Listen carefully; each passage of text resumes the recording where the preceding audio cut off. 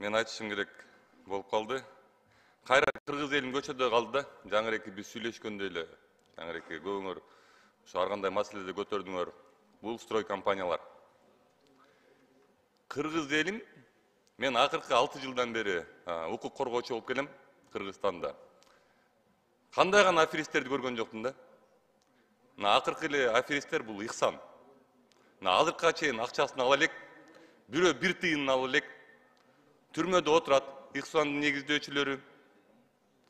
Бирок түрмөгө отуруп чыккандай натыйжа жок болуп атпайбы? Акча каяка кетип калып атат, жанагынча нал каяка кетип калып атат, миллиондор каяка кетип калып атат.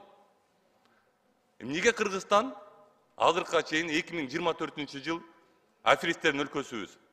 Эмнеге Кыргызстанда аферисттер көп? Эмнеге Кыргызстанда ар кандай түрдөгү аферисттер ачылат?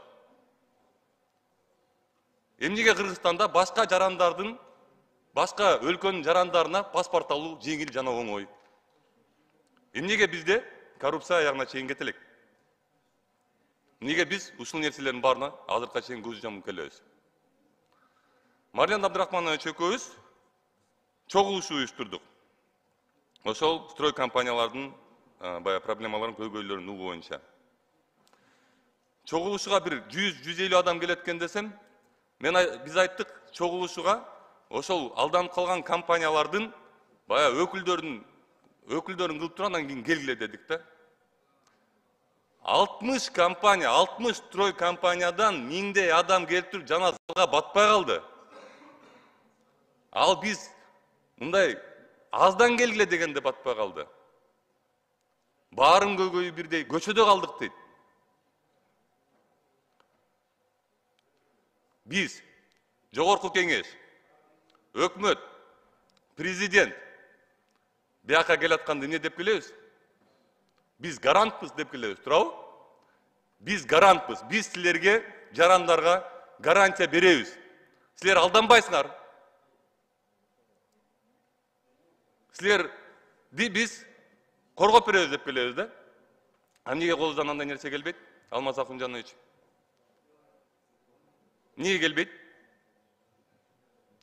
Мен силерге элементарный эле бир примерди ачып берейин. Бир биткоин, бир балекет деп ачыла баштаган бир аферисттерчи. Алар мындай казинодой болуп ачылат да, кооз кылып туруп мындай сонун кылып туруп ачышат. Офисине кирдим дагы, жалгыз бала, Алмаз Акунжанович. Офисине кирдим да, сразу аферисттер мындай эле көрүнөт. Офисине кирип туруп айттым, бир жума берем, жабылба дедим. Жабылбадыбы? А эмнеге килейген өкмөт ошол нерсени кыла албайт? Изилдеп көргүлө, мына көбөлөрүңөр күлүп атасыңар мөрдө. Изилдеп көргүлө, ачылган. 2022-жылы ачылган. Бир жумада жабылган. Килейген өкмөт ушунун баарын карай турган нерсе эмнеге ушундай нерселер кылып кое албайт?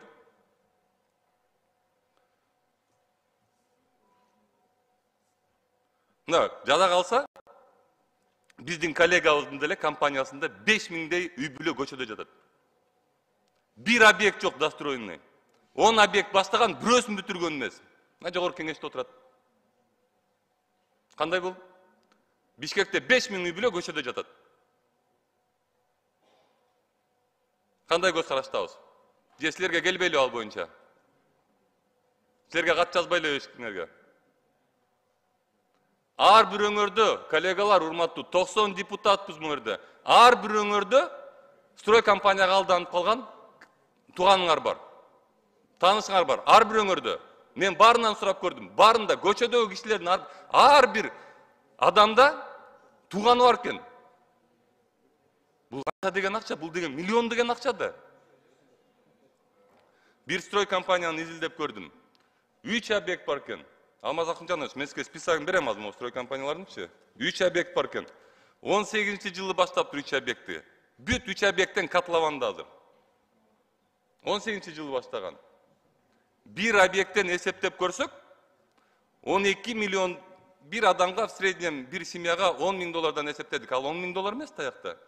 Аякта $30.000, $40.000, $50.000, $10.000 эсептегенде $12 миллион чыкты. Камал отурат азыр. Камал отурат экен, камал отурганда СИЗОдо отурганына 4 жыл кетет экен. Аны мунусу менен дагы бир 5 жыл отурат экен да, чыккандан кийин Bir объекттен 12 миллион доллар менен чыгат экен. Ошондо мындайча айтканда 6 жылда 12 миллион доллар табат экен ал адамчы. Отуруп чыгып туруп. Bir объекттен 3 объекти бар экен Алмаз Акымжанович. Бар эле отуруп чыкпайбы анда? Кыргызстанда ким 12 миллион доллар табат 6 жылда? Эмнеге көзөмөлдөбөйбүз ушундай нерсени? Баягыда архитектуранын замы менен сүйлөшүп атсам, дагы бир объект чыгыптыр. 3-этажга чейин 9 этаж объект экен, 3-этажга чейин эч ким билбеп турган 9 этаж болуп салынып аткан. 3-этажга келгенден кийин жана немеси кошунасы ызычуу чыгарса, ал 9 этаждык объект экен. Анан кийин архитектуранын бир тарабы немеге сотко бериптир. Бир департаментте. Биз көзөмөлдөгөн жокпуз бул объектти. Бул объект өзү менен өзү самовольно салынып атат десе, экинчи департаменттер разрешительный документтерди берип коюптур. Алмаз Акымжанович, салына бергиле дептир. Биз текшердик, болду, сала берсет дептир. 3 жылда 3-этажга чейин алгандай салынган көрбөй туруп. Эмне себептен? Анткени бизде ошондой коррупция. Контроль жок. Анан кийин архитектуранын замы айтат мага. Силер дейт, мыйзам долбоор жазып бербейсиңерби бизге дейт. Биз ошол мыйзам долбоор менен иштейли дейт. А эмне мыйзам долбоор жазылган эмне бизге эле берилген Кыргызстан боюнча. Биз эле мыйзам долбоор жазып, биз эле элдин өйгөйүн коргошубуз керекпи? А өкмөт эмнеге келди анда? Эгер биз кыла турган болсок ал жумуштун баары. Бүт жерде ошондой, мына Шайырбек Кыдыршаевич мынакей, менин коллегам азыр мыйзам долбоорун жазып атат электрондук тамекилер боюнча. Запрет кылалы деп. 2 жыл болду. Минздравдын артынан кууганыма. Жазып бергиле. Бул обязательно мен жаза турган нерсе эмес. Бир иштетип көрөйүн дедим да. Жок, күтүп отурушту. Анткени кыргыз элинин ден соолугу кимге керек? Жогорку кеңештин депутаттарына керек. Өкмөткө кереги жокпу кыргыз элинин ден соолугу? Өкмөт ушинтип кыргыз элин алдатып коюп, көчөдө калтырып коюп, дагы бир чогулуш кылайын деп атам мен могу жазында. Марттын аягында, апрелдин баштарында келип бериңиздер өкмөт. Ал жерде 10 миңдей адам чогулат. Bir объекттен эгер 4 миллион, 12 миллион доллар чыган болотса, бул жерде деген миллиардтар жатат. Ал миллиардтар какта экен, Алмаз Акымжанович айтайын, мен муну изилдей баштагандан кийин билдим. Ал миллиардтар Дубайда экен. Ал миллиардтар башка өлкөлөрдө экен. Булар бизден нал чыгарат экен да, ошол жерлерге барып туруп инвестиция кылып туруп жатып алат экен түрмөгөчү. Изилдесе болот да ушуларды. Ушул акчаларды таап чыкса болот да. Следовательдер мындай иштерди алгылар келбейт экен, Алмаз Акымжанович. Анткени баш ооруйт экен мындай иштер менчи. Бул ишти казып чыгыш, аягына чыгыш оор экен. Келсе көбүнчөсүн албай коет экен. Алышсын ошолорду. Анан бул жерде көбүнчө Марлен Абдрахмановичти колуп коет го. Менин да сунушум бар. ГКНБнын алдында комиссия түзүп, мен ойлойм бул акчалар тапса болот. Бул акчалар бир жерде бар, таап чыкса болот. Кантип эле ошентип эле жоголуп кетсин таптакыр эле. Кыргызстандын акчасы. Комиссия түзүп, ушул ишти аягына чейин алып барып, буга кантип көз жумуп коебуз, канча нерсеге көз жумуп келип атабыз. Мына Ихсан калды ошол бойдон, миллиондор жок, кана тапкан жокпуз эчтекесин. Бир 20-30 миң долларлык счетунун немеге арестке коюп койгон өкмөт болду. Аякта миллиондор. Кайсы миллиондор, калган миллиондор какта экен, эч ким изилдегиси да келген жок, тапкысы да келген жок.